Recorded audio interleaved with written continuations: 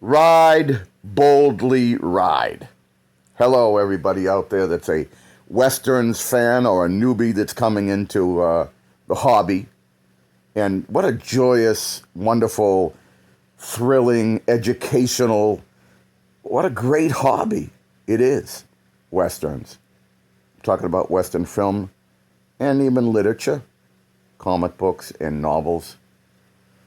What a great hobby it is. You learn so much about history, American history, about Western history, cowboy history, cattling, cattle rancho, cattle ranch, cattle ranching history, film history. It's great. It's great. It's tremendous, and we're working together. And when was work ever so fun? I can't think of a time where work was actually so fun. We're working together to bring our beloved genre, the Western, specifically film. But of course, we do radio shows, and we all of us are into this stuff who love this hobby. We're listening to radio shows, we're doing comic books, and we're doing novels, many of us. And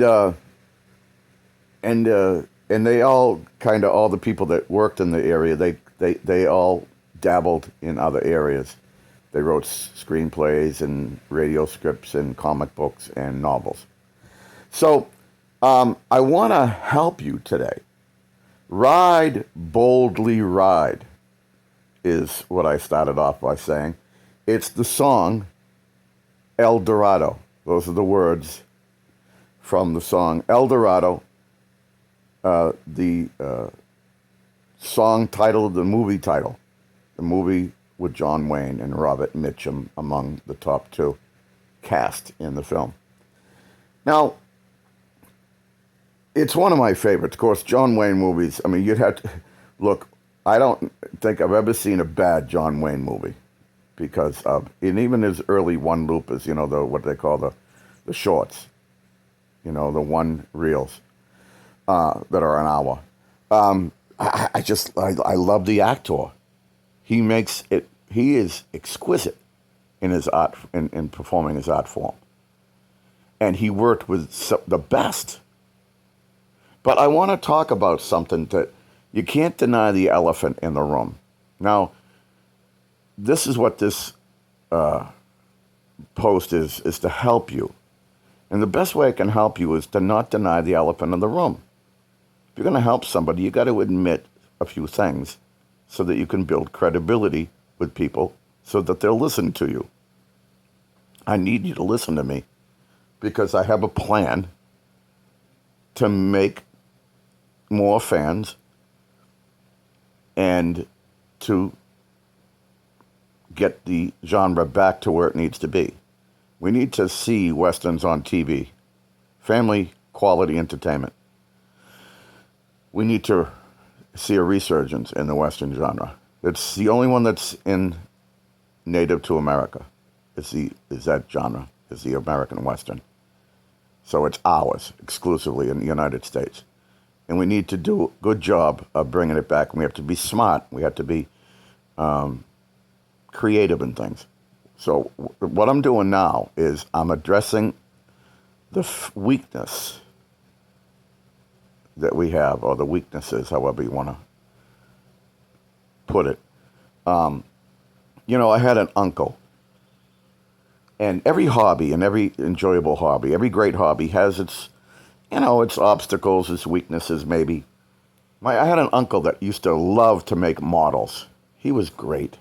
He inspired me. To this day, I'd still like to make a model because I just watched how much he enjoyed himself, how much satisfaction he had. My Uncle Kenny, he was a grown man, constantly making models. And he was just great. You'd see him as very therapeutic, quiet, solitude. He'd work in front of the TV set at night, making his models with his family. And it's like knitting or something.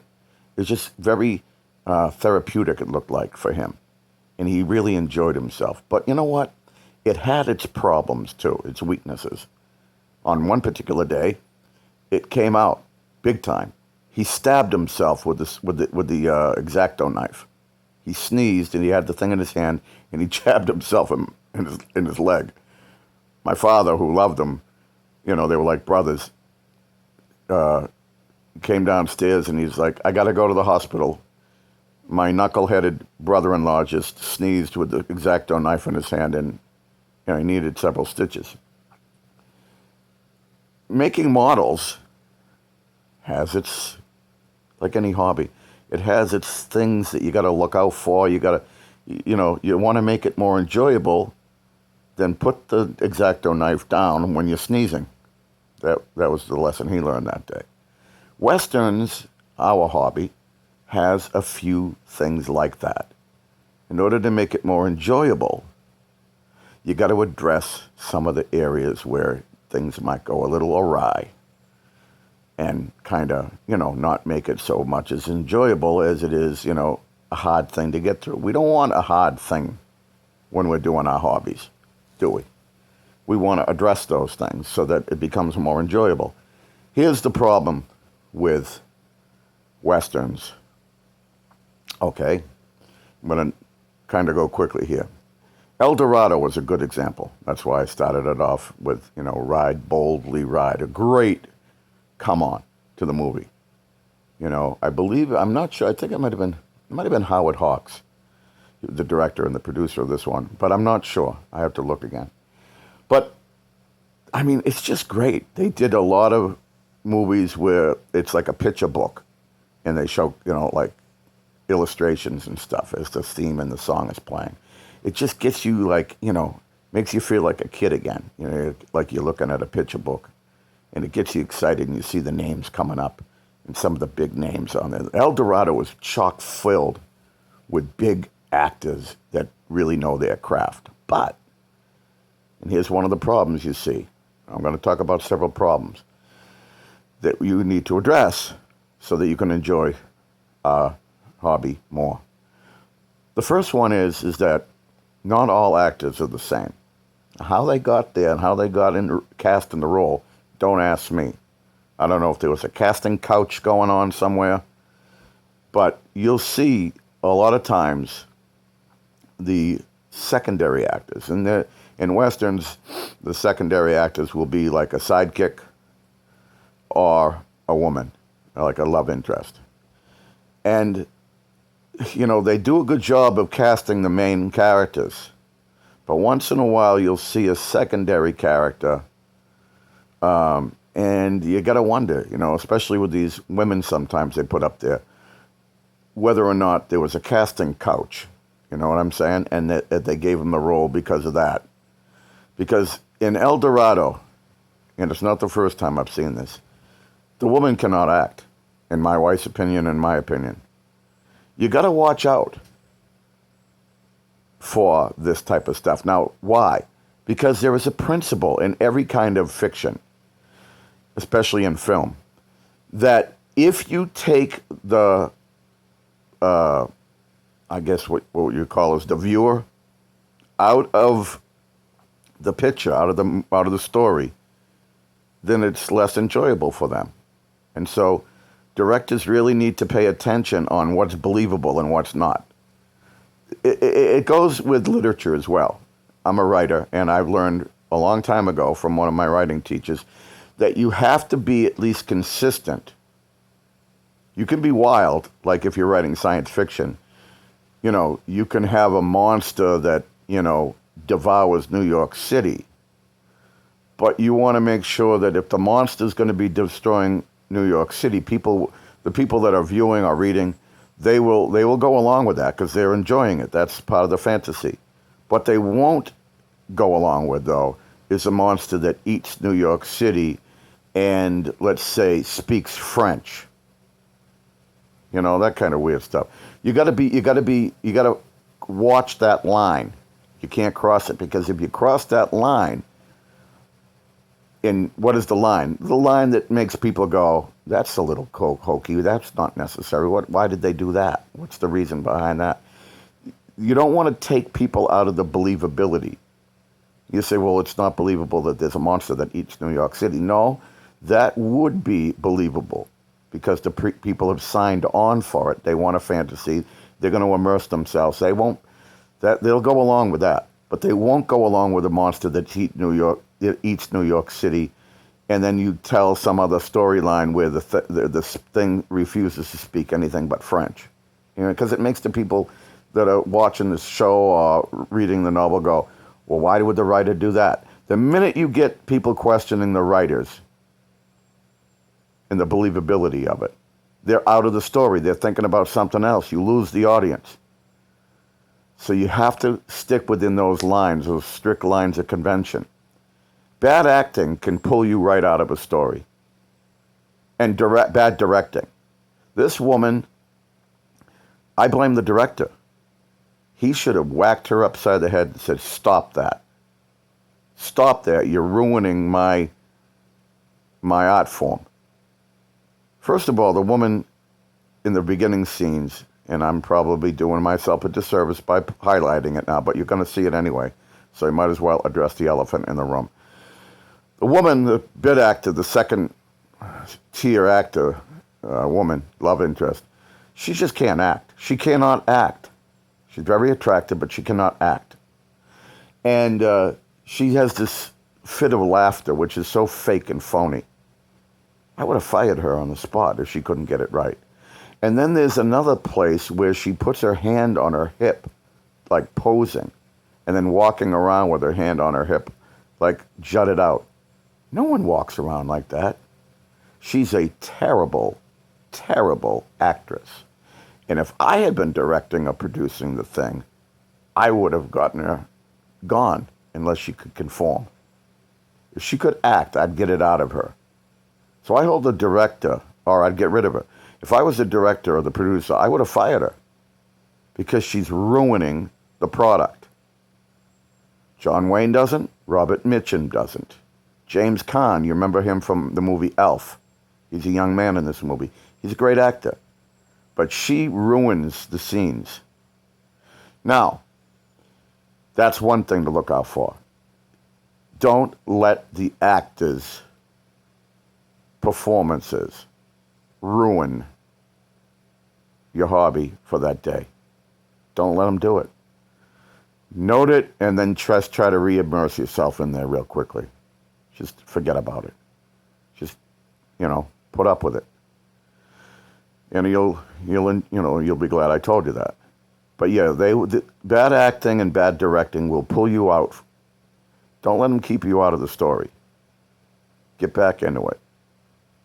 But yeah, there are some pretty bad actors out there and bad directors sometimes. I don't know why they let things go. Maybe they were in a hurry and they were on budget. But I'm telling you, if I was a director, I'd drive people crazy. I'd be like Alfred Hitchcock. That's what he was known for. Perfectionism. The actors said he treated them like cattle. And boy, I'm glad he did, because his work is impeccable.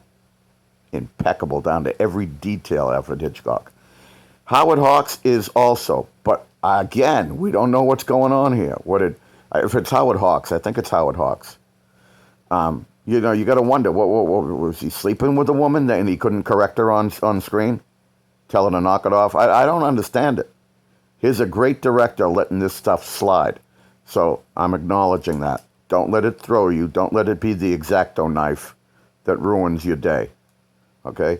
Now, the next thing is along those lines.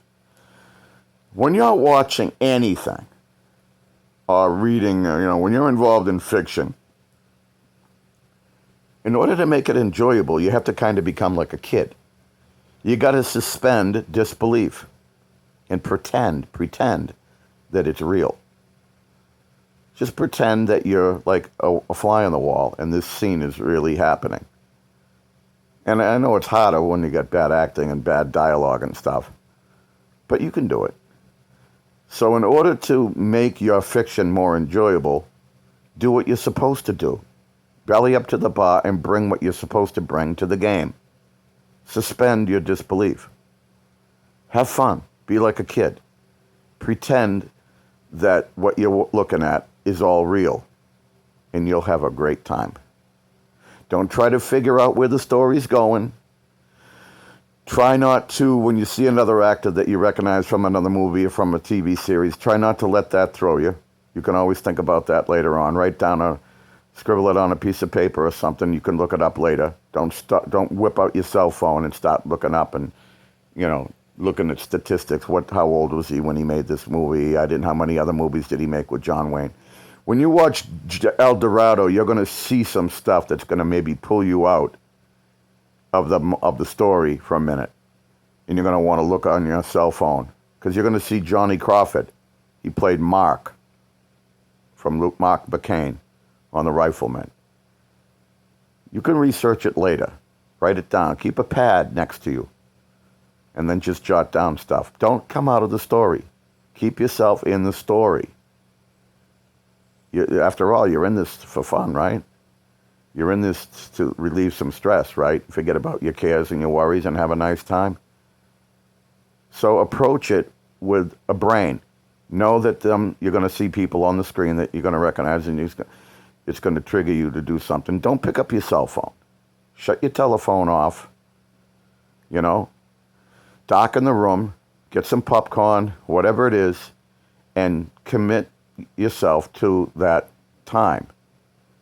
And if you have something that shows up on the screen that disturbs you, try to minimize it so you can stay in the story.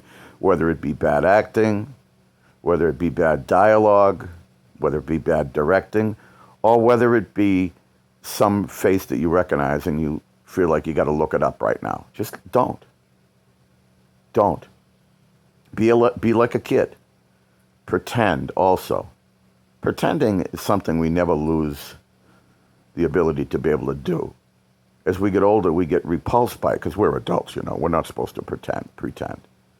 Says who? Says who? Imagination is a wonderful thing. It relieves stress.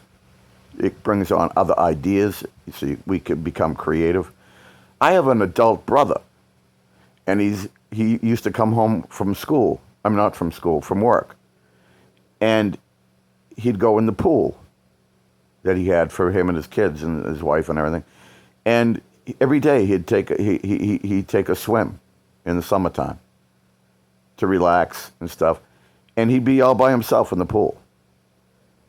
And he would throw coins down, just throw them out randomly in the pool. And, to do something, to have something to do. Recreation. And he would be, I said to him, I said, what do you do? He goes, I kind of pretend like I'm hunting, like not scuba diving or whatever, looking for treasure, and I try to find these coins that I threw in there. That's fun. That's great.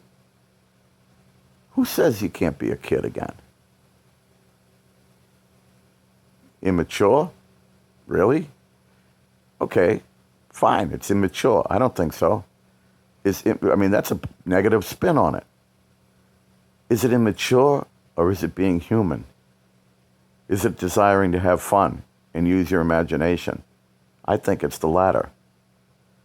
You can pretend. That's why we read fiction. That's why we, get on zip lines, and that's why we go on hikes. And there's all kinds of, many guys dress up and they join the cavalry, and they once a month they meet with a bunch of guys and they do reenactments. What is wrong with your imagination? There's nothing wrong with your imagination. It's called fun. It's called relaxation. It's called creatively using your imagination. Well, looking at Westerns, watching Westerns on TV and reading Western books and comics and stuff is no different. You've got to bring something to the table as a participant. So do it and have fun. Don't be taken out of the moment. Pretend. Just pretend that you're like a fly on the wall and this scene really happened and you're watching it. And you'll enjoy the story more. Don't try to figure out where the scriptwriters are going. Don't sit there and look up stuff on, Wikipedia and IMDb and stuff. Just put everything down and have yourself a great time. Start with El Dorado. John Wayne.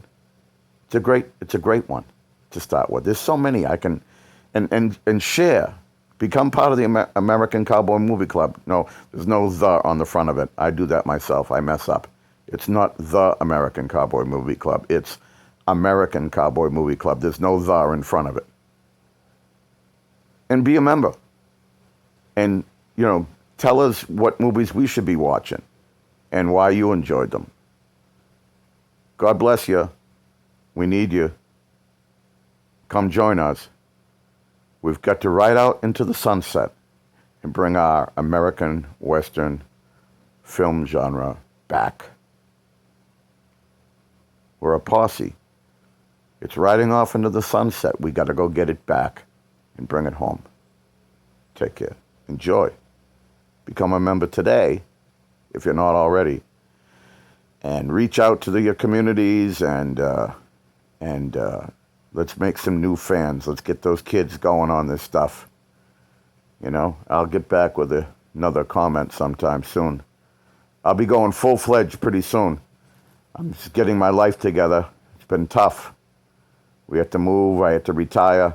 But I'm looking forward to really getting this rocket off, and into the atmosphere. Take care.